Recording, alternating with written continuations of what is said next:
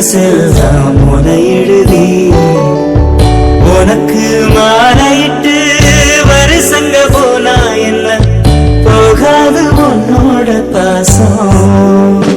எனக்கு என் மேலதான் ஆசை இல்ல உன் மேலதான் வச்சேன் என்ன ஊசி இன்றி நூலுமின்றி உன்னோடதான் வாலிபங்களோடும் வயதாக கூடும் ஆனாலும் அன்பு மாறாதது மாலையிடும் சொந்தம் முடி போட்ட பந்தம் பிரிவென்னும் சொல்லே அறியாதது அழகான மனைவி